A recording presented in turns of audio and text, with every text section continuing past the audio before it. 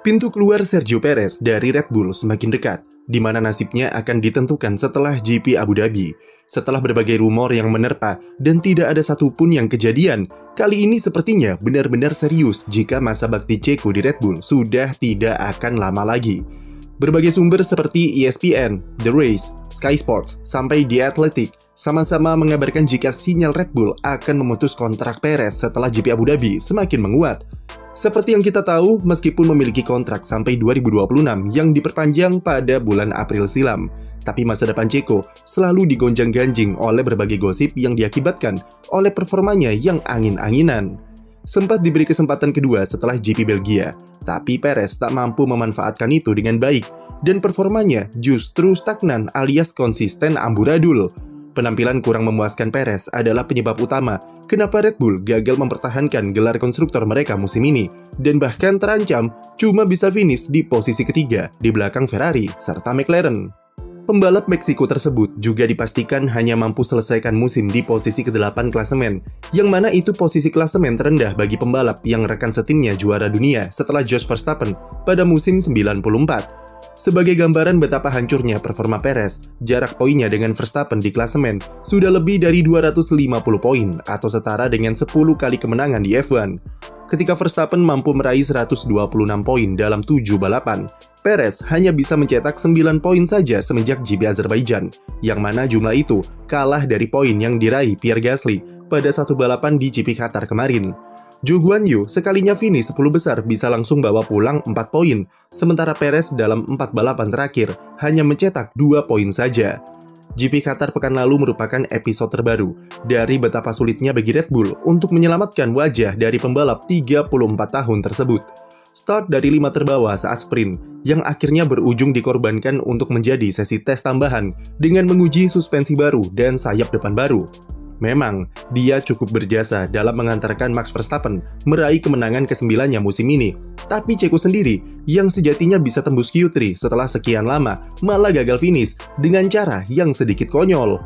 Habiskan balapan dengan menahan laju Lewis Hamilton, Perez malah melintir saat periode safety car, dan mesin mobilnya mati saat mencoba jalan lagi karena terburu-buru melepas kopling di setirnya. Berulang kali Perez mencoba untuk memperbaiki situasi, tapi seakan-akan semua tidak pernah berjalan mulus baginya, dan seringkali malah mempersulit diri sendiri. Christian Horner sudah lelah dan tak bisa lagi mempertahankan sang pembalap di depan media, yang mana GP Qatar kemarin mungkin sudah jadi puncak dari pasrahnya Horner. Dengan gap poin sebesar itu dari Verstappen, dan penampilannya yang tak kunjung membaik, sungguh sulit untuk menilainya secara objektif lagi, karena sudah jelas sangat merugikan tim. Setelah balapan Qatar, di hadapan media, Horner seakan-akan sudah memberikan pesan jika karir Perez di Red Bull tinggal menunggu waktu saja di Abu Dhabi nanti. Red Bull memang masih akan memberikan Checo dukungan penuh sampai bendera finish berkibar di Yas Marina. Tapi setelah itu, ia menegaskan jika Perez sudah cukup bijak untuk membuat kesimpulannya sendiri dengan melihat gambaran yang lebih luas dari performanya musim ini. Pernyataan Horner tersebut sangatlah multi-interpretasi, karena kesimpulan apa yang dimaksud itu tergantung subjektivitas orang-orang untuk memahaminya. Namun, jika dilihat dari kondisi Perez, perkataan Horner lebih mengarah kepada kalau dia menyarankan pembalap 34 tahun tersebut untuk melihat fakta bahwa performanya musim ini sangatlah mengecewakan dan merugikan Red Bull secara garis besar. Mereka bukan cuma kehilangan gelar konstruktor, tapi terancam finish di posisi ketiga, yang berarti Red Bull kehilangan kesempatan untuk mendapatkan uang hadiah bonus yang lebih besar dibanding musim-musim sebelumnya. Red Bull diprediksi bisa kehilangan 50-70 juta dolar bonus dengan gagal juara konstruktor serta finish di posisi ketiga saja. Hal itu diklaim Horner membuat banyak karyawan dan staf Red Bull begitu kecewa karena tidak mendapatkan bayaran bonus yang didapat dari posisi klasemen konstruktor.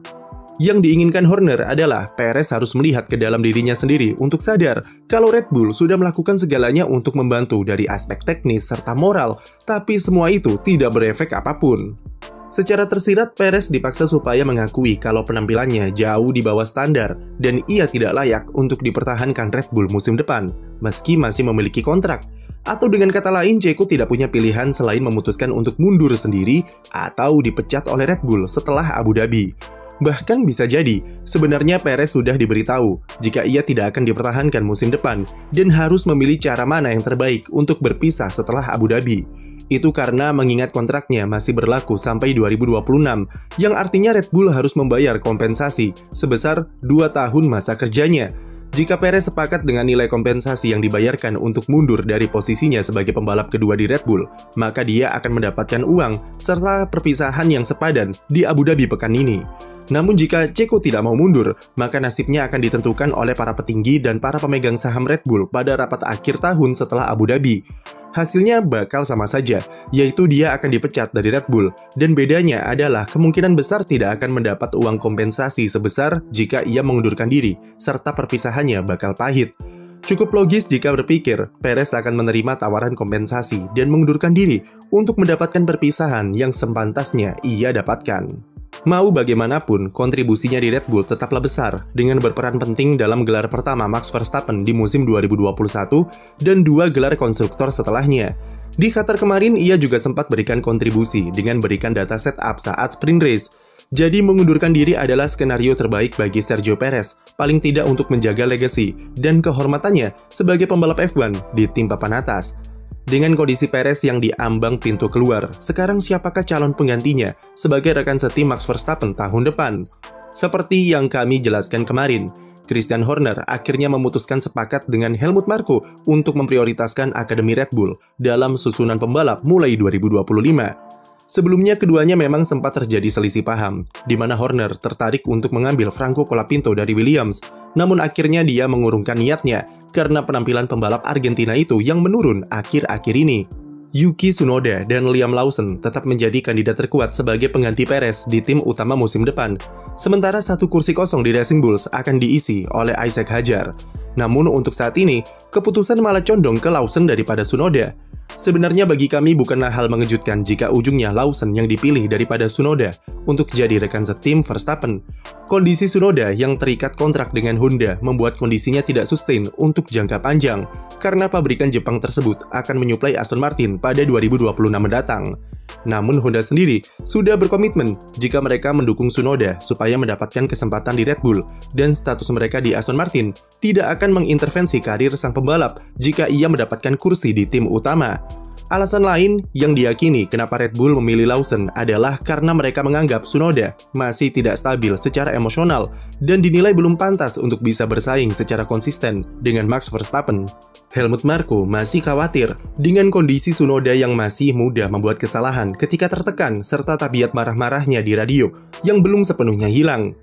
Jika benar Lawson yang dipilih, maka itu jelas sangat menyakitkan bagi Tsunoda. Mengingat dalam 2 tahun terakhir, dia sudah menunjukkan peningkatan yang signifikan, baik dari segi skill set sampai mentalitas di sirkuit. Dia sudah mengalahkan semua rekan setimnya sejak ditinggal Pierre Gasly, termasuk Daniel Ricciardo, serta yang terbaru Liam Lawson, menempatkan dirinya sebagai pembalap paling pantas secara performa supaya bisa promosi ke kursi utama Red Bull. Lawson dianggap memiliki mental yang lebih kuat ketika berada di bawah tekanan, dan meskipun baru kantongi 10 balapan, Red Bull percaya jika dia akan lebih kuat seiring berjalannya waktu.